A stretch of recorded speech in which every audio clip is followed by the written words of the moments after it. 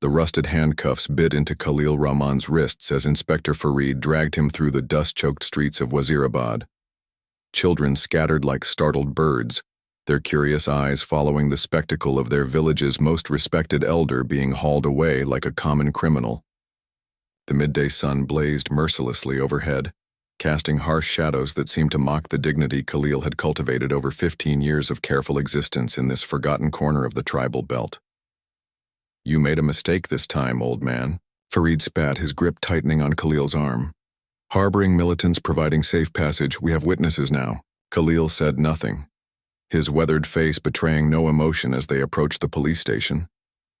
His silence wasn't born of guilt or fear, but of a discipline forged in places these provincial officers could never imagine.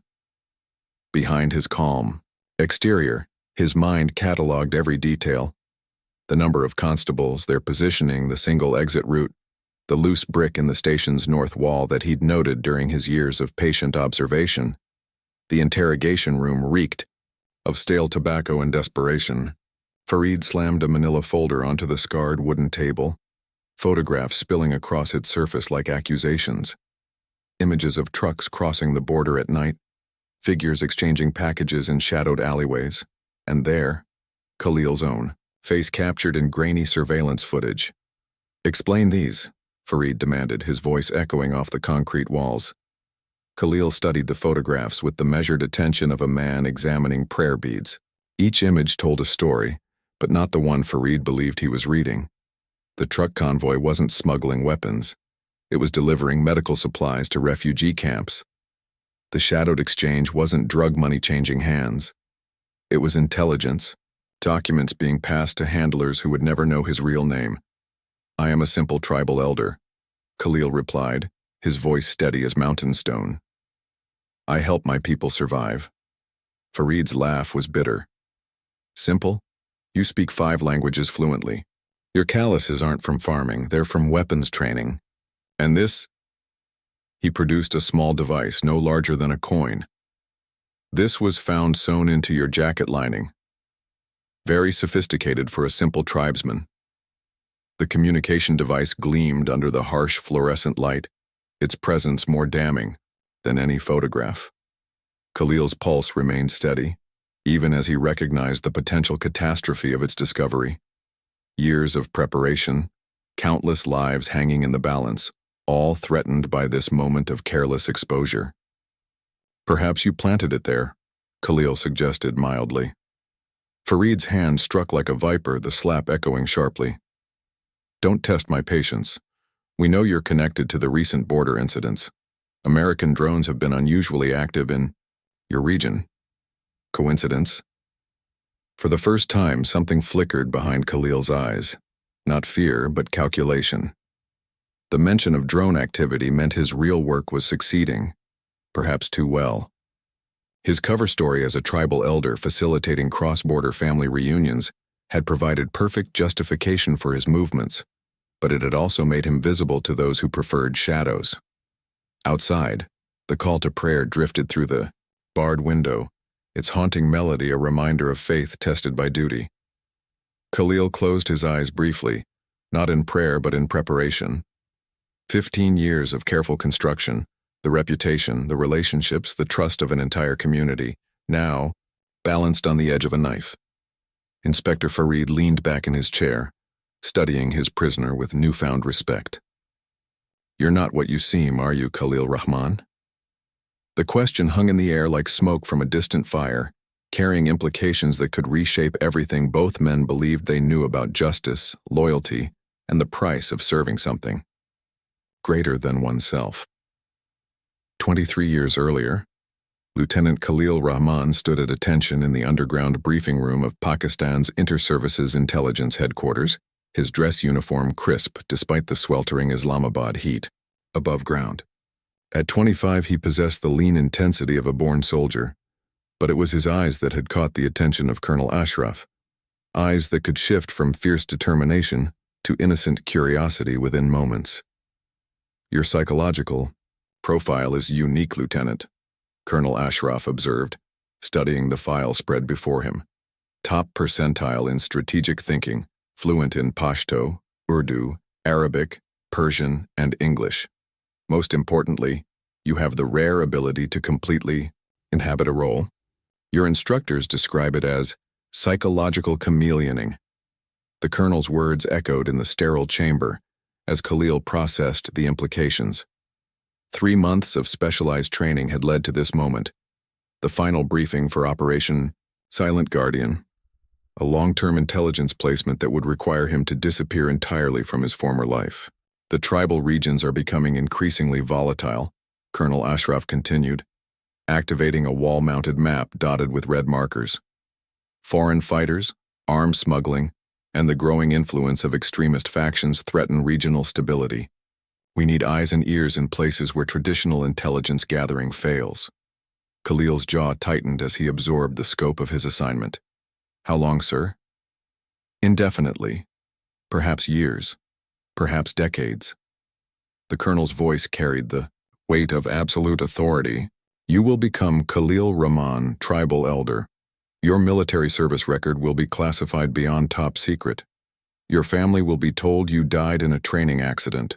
For all practical purposes, Lieutenant Rahman ceases to exist. The magnitude of the sacrifice struck him like a physical blow. His young wife Fatima, pregnant with their first child. His parents already proud of their son's military service. His entire identity, erased for the greater good of national security. Present day. Back in the interrogation room, Inspector Farid had produced more evidence. Financial records showing unusual money transfers, testimony from nervous informants, surveillance logs tracking Khalil's movements across the tribal belt. Each piece of evidence painted a damning picture of a man involved in activities far beyond the scope of a simple village elder.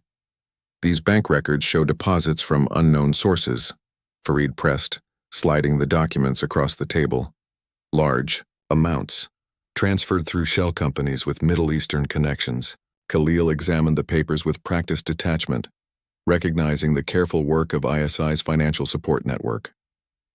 The money had funded orphanages, medical clinics, and schools throughout the region, humanitarian cover for his intelligence, operations that had genuinely helped thousands of displaced families. Foreign aid organizations often use such channels, he replied calmly. Helping refugees doesn't make one a criminal.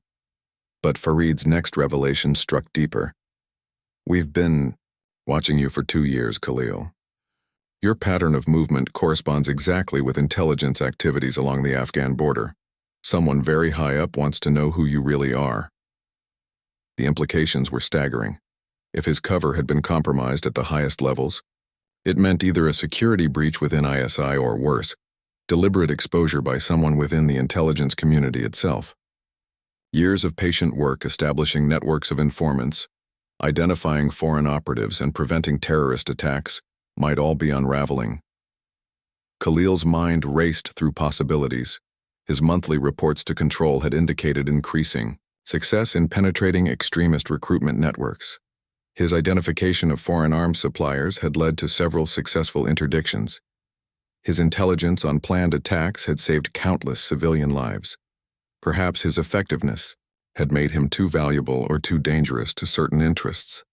I think, Khalil said slowly, meeting Farid's suspicious gaze. You may be asking the wrong questions, Inspector. Farid leaned forward, intrigued despite himself. What questions should I be asking? Perhaps you should ask why someone wants you to believe I'm a criminal. Perhaps you should ask who benefits from my arrest. Perhaps you should ask why your superiors suddenly develop such detailed intelligence about my activities. The seed of doubt, once planted, began to grow in Farid's expression. In the world of tribal politics and intelligence operations, truth was often the first casualty, and those who sought it sometimes found themselves standing on very dangerous ground. Outside, the afternoon prayer call echoed through the compound, its familiar rhythm providing an anchor of normalcy in a situation spiraling beyond anyone's control. 18 months earlier, Khalil had been sitting in the same tea house where he'd cultivated sources for over a decade when the coded message arrived, disguised as a complaint from his fictitious nephew about university expenses.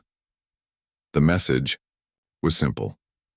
Uncle, the mathematics professor asks difficult questions. Please send extra funds for private tutoring. Translation: a high-value target was seeking passage through his territory, and ISI needed detailed intelligence on the entire network facilitating the movement. This wasn't routine border smuggling. This was something that had made Islamabad's most secretive offices very nervous. 3 weeks later, Khalil had identified the target, Hassan al-Masri, a former Syrian intelligence officer turned arms dealer, carrying technical specifications for improvised explosive devices, specifically designed to penetrate armored vehicles. Al-Masri wasn't just passing through. He was establishing a permanent supply line that would turn the tribal regions into a weapons manufacturing hub. Khalil's carefully cultivated persona as a helpful elder had provided perfect access to the smuggling network. His reputation for discretion and his ability to negotiate safe passage had made him indispensable to traffickers who never suspected their trusted facilitator was documenting every transaction, photographing every document, and mapping every route for military intelligence. Present day. Inspector Farid returned to the interrogation room with a thermos of tea and a troubled expression. The phone calls he'd made during the break had clearly not gone as expected. He poured 2 cups of tea with hands that trembled slightly, a gesture that spoke volumes about the pressures building around this seemingly routine arrest. Your case has attracted attention from Islamabad, Farid said, settling into his chair with obvious reluctance. Very important people are asking very specific questions about you. Khalil sipped his tea, noting the inspector's discomfort. What kind of questions? The kind that make career officers think carefully about their next moves. Farid's voice carried a weight of implication. I received 3 phone calls in the past hour. The first was from my superintendent, asking why I was holding you without formal charges. The second was from someone claiming to represent the Provincial Intelligence Bureau, demanding immediate access to you. The third, he paused, meeting Khalil's steady gaze. The third was from someone who knew details about this interrogation that only you and I should know. The admission hung between them like a drawn blade. If the interrogation was being monitored at levels beyond local police authority, it meant Khalil's situation had escalated far beyond a simple law enforcement matter. Someone with significant resources and access wanted him exposed. But the question remained whether that someone was friend or enemy. Inspector, Khalil said carefully, how long have you been in law enforcement? 15 years. Then you understand that sometimes the truth is more dangerous than lies, and sometimes protecting one's country requires sacrifices that leave no room for personal recognition or reward. Farid studied his prisoner with growing uncertainty. Are you trying to tell me something? Before Khalil could respond, the interrogation room door burst open. A tall man in civilian clothes entered without ceremony, his bearing unmistakably military despite his attempts at appearing ordinary. Behind him came 2 others, their positioning and alertness marking them as professional security personnel. Inspector, Farid, the tall man said, producing identification that made the inspector's face go pale. I'm Major Hussein, Army Intelligence. This prisoner is now under military custody. The speed of the intervention confirmed Khalil's worst fears. His cover wasn't just compromised, it was being systematically dismantled by forces operating at the highest levels of government. The question was whether Major Hussein represented rescue or something far more sinister. Sir, I haven't completed my investigation, Farid began. Your investigation is complete, Major Hussein interrupted. This matter now involves national security considerations beyond civilian law enforcement. As the military personnel moved to escort him from the room, Khalil caught Farid's eye one final time. The inspector's expression revealed a man beginning to understand that he had stumbled into currents far deeper and more dangerous than provincial crime. The game was entering its final phase, and Khalil realized that 15 years of careful preparation might not be enough to survive what was coming next. The military convoy wound through the hills outside Wazirabad as dusk painted the sky in shades of amber and blood. Khalil sat in the back of the armored vehicle, his hands now secured with military-grade restraints, studying Major Hussein's profile in the dim interior light. The major's bearing was professional, but his eyes carried the tension of a man operating under extreme pressure. Where are we going? Khalil asked, his voice steady despite the circumstances. "Somewhere we can have a proper conversation," Major Hussein replied without turning, away from curious ears and recording devices. The response confirmed what Khalil had suspected. His extraction from police custody wasn't rescue, but rather the next phase of an operation he didn't fully understand.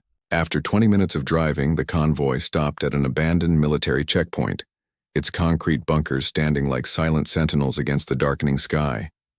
Inside the largest bunker, portable lighting equipment illuminated a makeshift interrogation setup that was far more sophisticated than Inspector Fareed's provincial facility. Banks of electronic equipment lined the walls, and the distinctive hum of jamming devices suggested this conversation would remain absolutely private. Major Hussein removed Khalil's restraints and gestured to a chair. "Please sit. We have much to discuss." As his circulation returned, Khalil assessed the situation with the calm precision that had kept him alive for 15 years. 3 exits, 2 guards, electronic surveillance countermeasures active. This wasn't an interrogation. It was either a debriefing or an execution preparation. "You've been very effective, Agent Silent Guardian," Major Hussein said, using Khalil's operational codename for the first time. Perhaps too effective. The acknowledgement of his true identity should have been reassuring, but Khalil recognized the subtle threat in the Major's tone. "Effective at what, specifically?" "Hassan al-Masri is dead. Killed 3 days ago in a drone strike based on intelligence you provided. The weapons network you helped us map has been systematically destroyed. 12 high-value targets have been eliminated or captured based on your reporting over the past 18 months. Major Hussein activated a laptop, displaying satellite imagery and surveillance photos that chronicled the destruction of the very network Khalil had spent years infiltrating.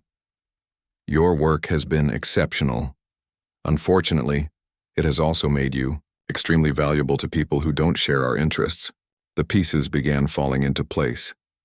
"Someone wants to turn me, the Americans specifically. They've identified you as ISI's most successful long-term asset in the tribal regions. They're prepared to offer substantial incentives for your cooperation.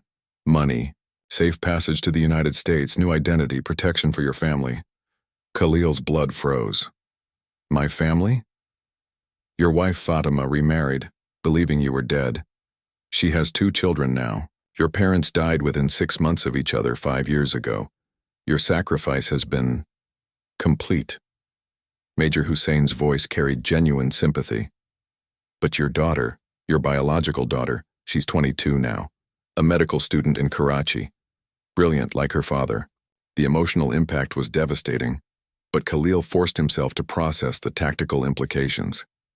If the Americans knew about his family, they had penetrated ISI's most classified operations at the deepest levels. His exposure wasn't accidental. It was part of a larger intelligence war being fought in shadows and betrayals. "What do the Americans want?" "Everything. Your network, your sources, details of ISI operations throughout the region. They believe you can provide intelligence that will give them decisive advantage in their regional strategy." Major Hussein closed the laptop and faced Khalil directly. "Here's what you need to understand. Your arrest by Inspector Fareed wasn't random. It was orchestrated by American intelligence to create conditions for your recruitment. They've been monitoring your activities, waiting for the right moment to approach you." The revelation was staggering. Every aspect of his current situation had been manipulated by foreign intelligence services, playing a game whose rules he was only beginning to understand. His years of loyal service, his sacrifices, his effectiveness, all had made him a target, in a conflict that transcended national boundaries. "And ISI's position?" Khalil asked. "Officially, Agent Silent Guardian died in a training accident 23 years ago. Unofficially, you're one of our most valuable assets, but if you're compromised beyond recovery..." Major Hussein's meaning was unmistakable. "You'll eliminate me to protect the operation. We'll do what's necessary to protect Pakistan's interests." Outside, the bunker. Night had fallen completely, and the distant sound of helicopters suggested that multiple parties were converging on their location. The final phase of whatever game was being played was about to begin. And Khalil realized that his next decision would determine not just his own fate, but potentially the success or failure of intelligence operations affecting millions of lives. The weight of 23 years of sacrifice pressed down on him as he prepared to make the most important choice of his extraordinary career. The helicopter rotors grew louder as Major Hussein checked his watch with obvious tension.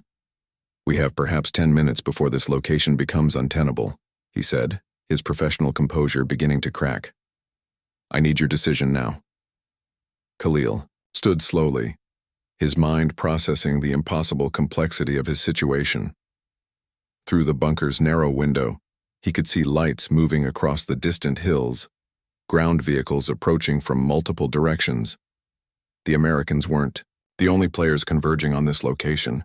"Before I decide anything," Khalil said, his voice carrying the authority of a man who had served in shadows for over 2 decades, "I need to know the complete truth about my mission."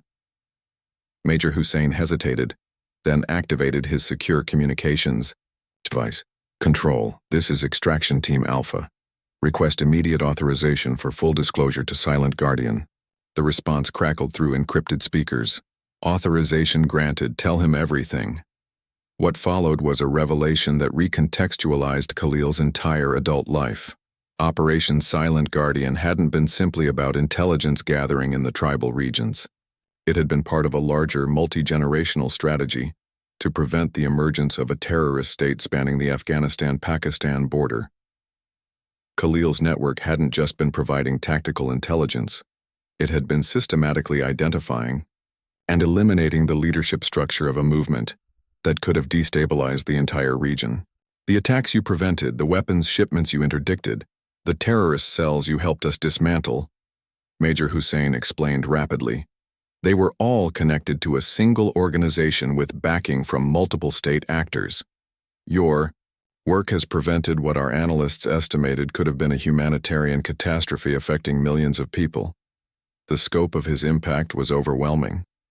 Children attending schools instead of carrying weapons. Families farming their land instead of fleeing refugee camps. Villages celebrating festivals instead of mourning terrorist attacks. His sacrifice had purchased safety for countless innocents who would never know his name. "And now?" Khalil asked. "Now, the Americans want to use your knowledge and networks for their own regional objectives. They've promised to protect you, but their definition of protection involves extracting you from Pakistan permanently. You would never see your homeland again." The sound of approaching aircraft intensified. Through his tactical radio, Major Hussein received updates that painted a picture of multiple intelligence services maneuvering for advantage in what was becoming a real-time international incident. "The third option," Khalil said quietly, "is that I disappear entirely. New identity, new location, continue serving Pakistan from a different position." "That option exists," Major Hussein confirmed, "but it would mean abandoning everything you've built here. Your tribal contacts, your reputation, your established operational network, all would be lost." Khalil moved to the window, looking out at the land he had protected for so many years. In the distance, he could see the lights of Wazirabad where families were settling in for the evening, their children safe because of choices he had made in darkness and solitude. "Major," he said, turning back to face his handler, "in 23 years of service, have my reports ever been inaccurate? Never. Have my assessments ever led to operational failures? No. Your intelligence has been flawless. Then trust my assessment now." Khalil's voice carried the quiet confidence of absolute certainty. "The Americans will never stop hunting me if they believe I can be turned. ISI will never completely trust me if they believe I might be compromised. But there is a fourth option. That serves everyone's interests." Outside, the first helicopter touched down, disgorging personnel who moved with the coordinated precision of Special Operations Forces. Time was running out for whatever decision would shape the final chapter of Operation Silent Guardian. "I returned to my village," Khalil continued. "Not as Agent Silent Guardian, but as Khalil Rahman, tribal elder who was questioned by police and released without charges. My networks remain intact, my cover is preserved, but my operational status changes to deep reserve. I become a strategic asset held in trust, activated only for threats that require my specific capabilities. Major Hussein considered the proposal as urgent. Radio chatter filled the bunker. Control won't approve extended inactivity for an asset of your value. Then tell Control that the greatest intelligence victory is sometimes knowing when not to act. Khalil moved toward the bunker's exit, his bearing transforming back into that of a simple tribal elder. I've served Pakistan faithfully for 23 years. Trust me to serve her wisely for whatever years remain. As they emerged from the bunker, Khalil saw the complex tableau of international intelligence warfare spread across the hillside. American Special Operations Forces, Pakistani military units, and unmarked vehicles representing agencies that officially didn't exist, all positioned for a confrontation that could have implications far beyond one man's fate. But as Khalil walked toward the Pakistani positions, his hands visible and his pace unhurried, something remarkable happened. The tension began to dissolve. The Americans, seeing their target voluntarily choosing his loyalties, began tactical withdrawal. The Pakistani forces, recognizing that their asset had successfully navigated an impossible situation, stood down from combat readiness. 6 months later, Inspector Fareed received a commendation for his handling of a sensitive cross-border investigation that had ultimately resulted in improved cooperation between multiple law enforcement agencies. He never learned the full truth about Khalil Rahman, but sometimes, late at night in his office, he would study the photograph of the tribal elder and wonder about the depths that can exist beneath the surface of seemingly ordinary lives. Khalil returned to his village where he continued to serve tea to visitors, mediate disputes between families, and help travelers find safe passage through dangerous territory. His neighbors never suspected that their quiet elder had once again proven that the most profound victories are often invisible, and that true patriotism sometimes requires accepting that your greatest sacrifice is that no one will ever know you made it. In the secret annals of Pakistan's intelligence services, Operation Silent Guardian was classified as the most successful long-term placement in the organization's history. Its subject remained on reserve status, a strategic asset of incalculable value, waiting patiently in the shadows for his country's call. The hidden warrior had chosen to remain hidden, and in that choice, had achieved his greatest victory.